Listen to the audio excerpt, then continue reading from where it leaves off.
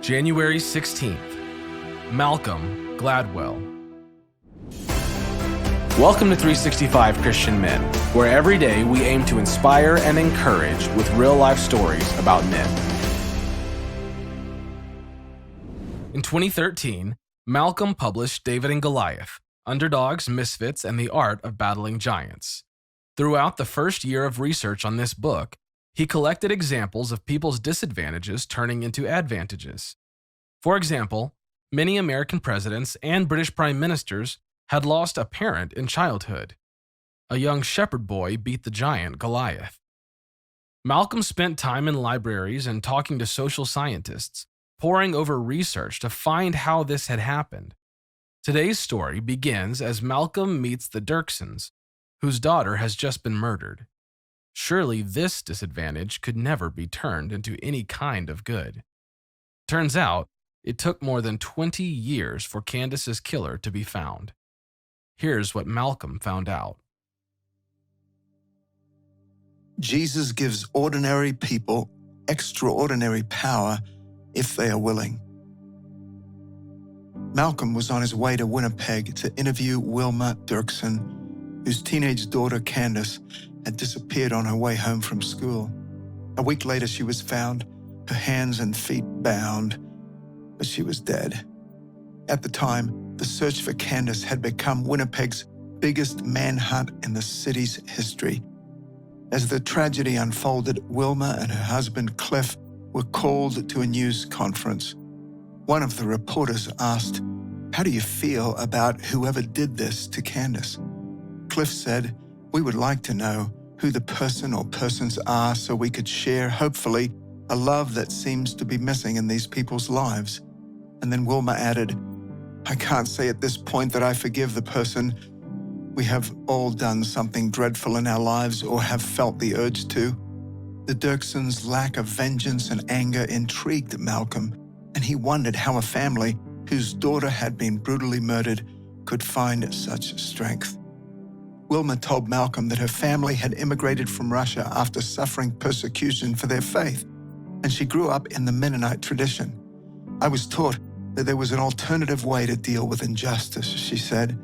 "I was taught it in school, and we were taught the history of persecution. We had this picture of martyrdom that went right back to the 16th century. The entire Mennonite philosophy is that we forgive and move on." Ironically, Malcolm had also grown up in a Mennonite community, and his family was full of seminarians and preachers. The running joke back then was that Malcolm was the only one who hadn't preached a sermon. But when he moved to New York, he stopped attending church. He still believed in God. He just held on to the evidence and physical side of God, the logic of the Christian faith. Outside of logic, he thought, there wasn't much else to hold on to. But as he was talking with Wilma in her garden, he felt a change of heart. She seemed so normal. How could she overcome something this horrible? And he saw what he had been missing in his own faith, the power of Christ. It was one thing to read in a history book about people empowered by their faith, Malcolm wrote, but it's quite another to meet an otherwise very ordinary person in the backyard of a very ordinary house who has managed to do something utterly extraordinary. The Dirksons, through their press conference, showed the whole country the path to forgiveness. This could only be explained by the power of Christ at work within them. It was what Malcolm had been missing. He knew he had his own journey to take. Just like the people in his interviews, he had been missing the power and beauty of the faith he grew up in.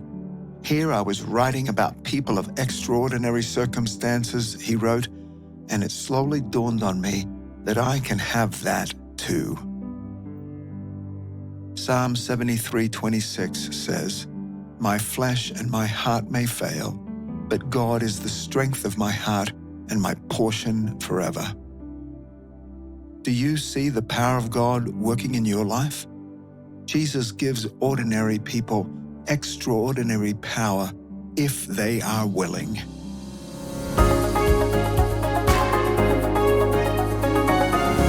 I everyone. I'm Jim Brangenberg with I Work for Him, an organization dedicated to equipping Christ-following workplace believers to connect their faith with their work. As we talk about Malcolm Gladwell today, I think it's just amazing that this is all about forgiveness. Malcolm was covering a stories of people who had lost children. And what Malcolm saw was not anger or vicious retribution, but what he saw was forgiveness. And it reminded him of something he'd been taught growing up Mennonite, to forgive and move on. What's amazing, as most believers, we struggle with this. We struggle with forgiveness. Yet it was the one thing that Jesus talked about the most, because Jesus knew that the only way for us to be free was to forgive. And so he demonstrated that in his own death by dying on the cross. He died so that we could be free, but he reminded us that we need to forgive those around us. I think it's fascinating that when Peter said, well, how many times do I got to forgive my brother? And Jesus says, 70 times 7. Essentially, a ton, forever, as much as it takes. We struggle with this. We struggle with knowing how to forgive. Yet Jesus said at the end of the Lord's Prayer, he says, you got to forgive. Because if you don't forgive, your Heavenly Father's not going to forgive you. Now, I'm not saying I understand all that, but I do know this, that if I walk around in unforgiveness, I have a disconnectedness with my Heavenly Father. But if I forgive those that have hurt me, and I do it quickly, sometimes I have to do it multiple times, I live in a freedom that most people never will experience. And I think that's what God intended. He intended for us to live free. Jesus came to set the captives free. Guess what they're captive of? Bitterness and anger. They're just the stuff going on in their head. And here's how you know whether you need to forgive somebody or not. If you have conversations with people in your head that are really not there because they're in your head, they're not real people, you need to forgive those people because you're living in bitterness and anger.